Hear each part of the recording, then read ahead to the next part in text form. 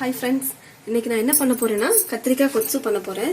இந்த கத்திரிக்காய் வந்து சுட்டு இந்த தோலை உரிச்சிட்டு மசிச்சு நம்ம அந்த மெத்தட்ல இன்னைக்கு நம்ம பண்ண போறோம். இதுக்கு தேவையான பொருள் பாத்தீங்கன்னா உளுந்து, வெந்தயம், மல்லி, கடலைப்பருப்பு இது எல்லாமே வந்து ஃப்ரை பண்ணிட்டு பொடி பண்ணி நம்ம இந்த கொத்சுல வந்து ஆட் பண்ண போறோம். தாளிக்கிறதுக்கு பாத்தீங்கன்னா வெங்காயம், ஒரு பச்சை மிளகாய், 2 தக்காளி, சின்ன தக்காளி எடுத்து வச்சிருக்கேன். அப்புறம் வரமிளகாய், தென் கடுகு, உளுந்து பருப்பு எப்பவும் போல as usual. இப்போ நம்ம கத்திரிக்காவை சுட்டுக்கலாம்.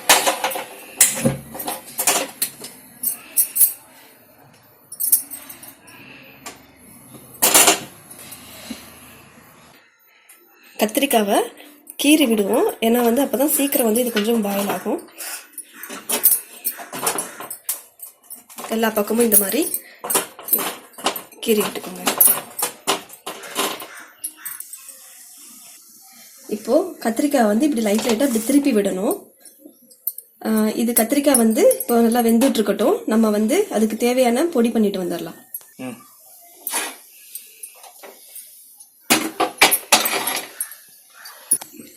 இப்போ சட்டி நல்லா காஞ்சிருச்சு. இப்போ வந்து ஒரு 2 ஸ்பூன் மல்லி,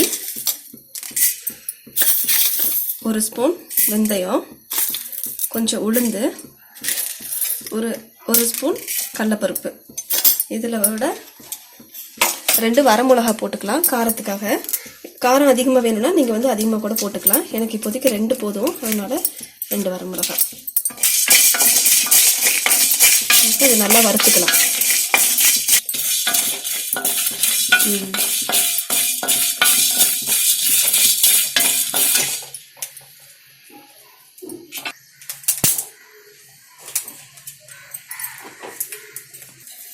பாருங்க, கத்திரிக்காய் நல்லா வெந்துருச்சு. இது சப்போஸ் வெந்துருச்சா என்னன்னு தெரியணும்னா நீங்க இந்த மாதிரி ஒரு கத்தியை வச்சு இப்படி குத்தி பார்த்தாலே தெரியும். நல்லா சூப்பரா நல்லா சாஃப்டா வெந்துருச்சு. இந்த ஸ்டேஜ்ல நான் ஸ்டவ் ஆஃப் பண்ணிடுறேன். இதை ஒரு தனியா ஒரு பிளேட்டுக்கு மாத்திக்கலாம். கத்திரிக்காய் கொஞ்சம் ஆறட்டும், நம்ம அதுக்குள்ள வந்து தாளியம் பண்ணிடலாம். சட்டி நல்லா காஞ்சிருச்சு. இதில் நான் வந்து இப்போ நல்லெண்ணெய் ஆட் பண்ணிக்கிறேன். ஒரு 4-5 ஸ்பூன் ஊற்றிக்கோங்க. எண்ணெய் நல்லா காஞ்சிருச்சு.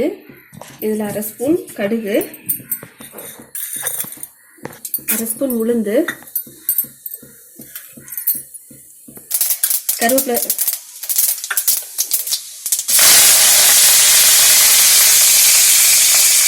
பச்சை மிளகாய், வெங்காயம்,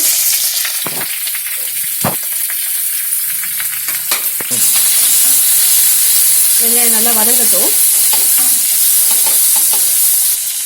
கொஞ்சம் லைட்டாக உப்பு சேர்த்துக்கிறேன், அப்போதான் சீக்கிரம் வதங்கும். அதனால கொஞ்சம் வெங்காயம் நல்லா வதங்கிடுச்சு. இப்போ நம்ம வந்து தக்காளி ஆட் பண்ணிக்கலாம். மஞ்சத்தூள் ஆட் பண்ணிக்கோங்க. இது நல்லா வதக்கிட்டு கொஞ்சம் ஸ்லோ பண்ணிட்டு ஒரு 5 மினிட்ஸ் மட்டும் மூடி வைங்க. அது நல்லா வேகட்டும். அதுக்குள்ள நம்ம கத்திரிக்காய் உரிச்சிட்டு வந்துடலாம். கத்திரிக்காய் வந்து கொஞ்சம் சூடாக இருக்கனால லைட்டாக தண்ணி தொட்டுட்டு இப்படியே இழுத்தீங்கன்னா அதுவே ஃபுல்லாக ஃப்ரெஷ்ஷாக வர ஆரம்பிச்சிடும். இப்படி இழுத்தாலே வந்துடும். இதெல்லாம் போட்டுருங்க. அப்படியே பாருங்கள் எவ்வளோ சூப்பராக அருமையாக வெந்திருக்குன்னு. நம்ம தொட்டாலே போதும், அது கை ஃபுல்லாக அப்படியே வந்துடும். அது பார்ப்போம். வெங்காயம் தக்காளி நல்லா வெந்திருக்கு. இப்போ எனக்கு தக்காளி நான் இதில் கம்மியாக போட்டிருக்கனால எனக்கு இன்னும் கொஞ்சம் புளிப்பு வேணுங்கிறதுனால ஒரு நெல்லிக்காய் அளவுக்கு புளி எடுத்து நான் இதை வந்து இதில் கரைச்சி நம்ம ஊற்றிக்கலாம். இப்போ நம்ம இந்த கரைச்சி வச்சிருக்க புளி ஆட் பண்ணிக்கலாம். இது நல்லா வேகட்டும்.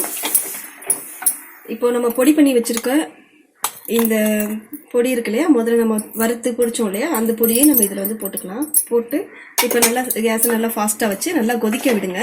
இதில் வந்து இப்போ நம்ம கத்திரிக்காய் உரிச்சு வச்சதை இதில் எடுத்து போட்டு ஆட் பண்ணிட்டா அவ்வளோதான் முடிஞ்சுது. கத்திரிக்காய் ஃபுல்லாக தோல் விரிச்சாச்சு.